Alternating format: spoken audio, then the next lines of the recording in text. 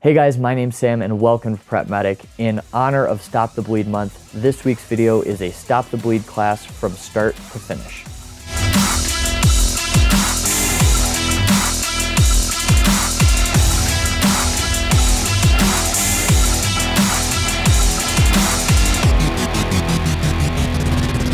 So like I said, we are going through Stop the Bleed start to finish. And for those of you that don't know, Stop the Bleed is a campaign that's sponsored by the Department of Defense that's aimed at civilian preparedness for massive hemorrhage.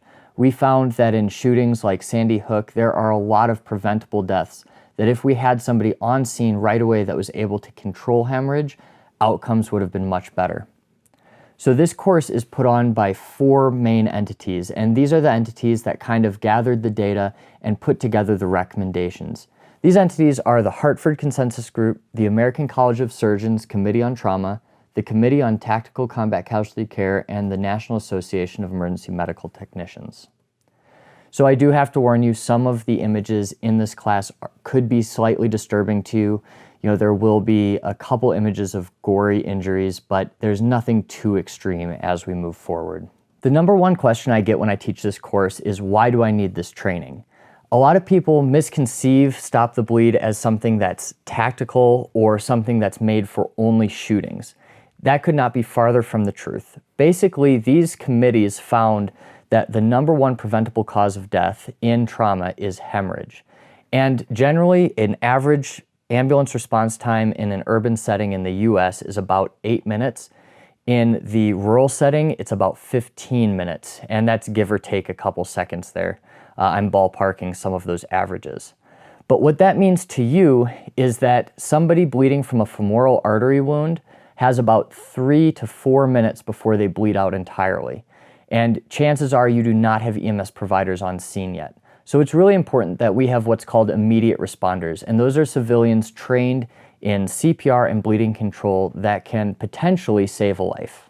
So where can you use this training? This training is good anywhere. It might be a school shooting or a workplace shooting, but more likely it's going to be a chainsaw accident or a car accident, something that is in your world normally. And most people at some point in their life are going to come across somebody that is severely injured. And if you have this training, you may be able to prevent a death. There are 2 main goals in this course, and they're pretty simple. Number 1 is to recognize life-threatening hemorrhage, and number 2 is know how to act on it. There are 3 skill sets we're going to talk about in this lecture, and those are pressure, packing, and tourniquets. All 3 are interventions to control potentially life-threatening bleeding. One of the first priorities when rendering emergency medical care to somebody is your own safety. If you get hurt, you can't help anybody else, and you're a drain on medical resources as they arrive on scene, because now they have to treat you as well as the patients that were already injured. So if you feel the scene is unsafe, stop what you're doing right there, see if you can move the patient to safety, and if you can't, get yourself to a safe location. In a shooting, make sure you're not doing care under active gunfire.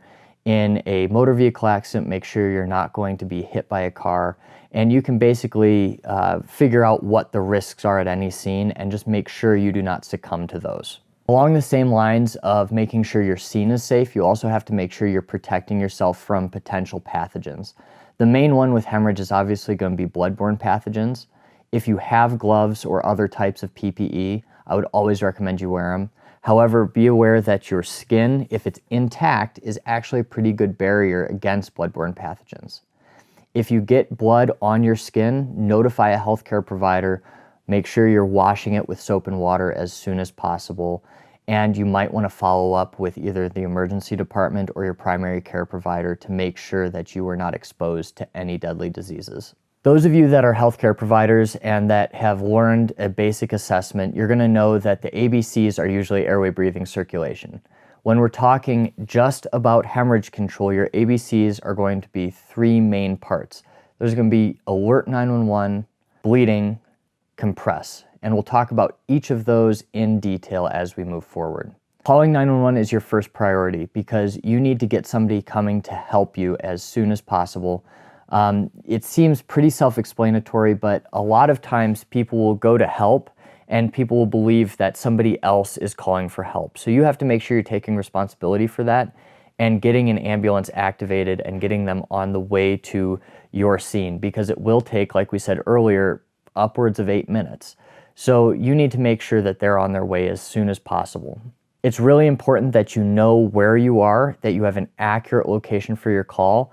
Dispatch oftentimes will have a general location, but it's sometimes hard for them to pinpoint you on a map.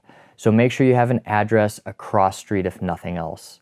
And then always follow the instructions 911 operators are giving you. Many 911 operators are EMD trained, which is emergency medical dispatch, and they're actually trained to walk you through steps of bleeding control, CPR, and rescue breaths, along with some basic medication administrations. So they know what they're talking about and do what they say. The second step is bleeding. We have to recognize bleeding. So we have to find where they're bleeding from, and we need to look for 3 main things that are going to cue us into this being a life-threatening hemorrhage. One is continuous bleeding. Sometimes, especially like scalp wounds, you'll get there, it'll look really dramatic, but it's not actually bleeding anymore. So with those patients, we might not necessarily need to go to some of the extreme measures that we would if somebody has a life-threatening hemorrhage. You're also looking for a large volume bleeding. So this isn't, somebody bleeding just a little bit out of a cut. This is massive hemorrhage. And along with that comes blood pooling under the patient or around them. If you see that, that is a huge indicator this is a life-threatening hemorrhage. Be aware that the patient might be bleeding in multiple locations and you might have to intervene on multiple points. And then also understand that clothing can oftentimes hide blood loss. So especially a down coat, when I did ski patrol, one of the things they told us was a down jacket could hold 1 to 2 liters of blood before you saw anything externally. So make sure you're taking them out of bulky clothes and really pinpointing exactly where the blood is coming from. So you have 3 main sites you may be bleeding from. You have your extremities, which are your arms and legs. Now these are usually going to be treated with a tourniquet application above the injury. You have your junctional sites, so that's going to be your neck, armpits, and groin. And these are going to be treated with wound packing generally. And then finally, you have the injuries to your body. So that's everything in your abdomen, in your chest. And those are going to be treated by direct pressure, essentially, but there's not a whole lot we're going to do in the field for these patients. We're going to talk about each of these techniques as we move forward. All right, so the first technique we're going to learn is direct pressure. So to perform this, you're going to take a towel, a sweatshirt, a hand, and you're going to put it over the wound, and you're going to press down forcefully. You want to focus your pressure on the location of the bleeding, and then use just enough gauze or cloth to cover the injury. You don't want to be using huge amounts of clothing or a huge pressure bandage, because if you're doing that, you're not seeing if it's bleeding around that, and you can't really pinpoint where it's bleeding from. If pressure stops the bleeding, keep the pressure on the wound until help arrives. There's no need to go farther if this is actually stopping the bleeding. The next technique we're going to learn is packing. So packing is actually taking gauze or a shirt, towel, something, and it's pushing it down into the wound to the site of bleeding. This is primarily going to be used on your junctional injuries. Be aware that you can pack wounds on the arms as well, although a tourniquet is your best choice. If you don't have a tourniquet, you can move to packing for these life-threatening hemorrhages. The thought behind this is if you're just applying direct pressure over the deep wound, you still have bleeding inside of that, and you're not actually putting pressure on the artery, which is what is needed to stop that bleeding. So with wound packing, you're going to take gauze and you're going to just start pushing it into the wound to the site of bleeding. If you have a lot of pooled blood in that wound and you don't know where it's bleeding from, you can do a quick sweep with your finger and get some of that blood out, identify what artery is bleeding, take your gauze, you're going to put it up against that wound, and you're going to start packing the gauze into it as much as possible, fill it all the way up, and you're going to hold direct pressure over that until more help arrives. So what you want to use for wound packing is going to be hemostatic gauze if you have it. This is not powder that you dump into the wound. These are not recommended. Stick with the Committee for Tactical Combat Casualty Care's recommendations. So mainly that's going to be your combat gauze by QuikClot, or it's going to be your Celox gauze. So this is gauze that has a mineral on it. They have a couple different mechanisms of action, but it's generally a mineral that will help promote the clotting process along with that direct pressure. If you don't have that, just packing gauze will work okay. And then as a worst case scenario, you can always use a t-shirt, a towel, or some kind of fabric you have on you. Be aware that I have videos that go much more in-depth in wound packing and tourniquet application, so I'll leave those links down below in the description if you want to check those out and get a little bit more instruction on the skill itself. So like I said, generally wound packing is going to be used for your junctional sites where a tourniquet can't be applied, although if you do not have a tourniquet, you can do wound packing on an extremity. The only thing to avoid is you don't want to be doing wound packing on the body itself, so in the chest or the abdomen.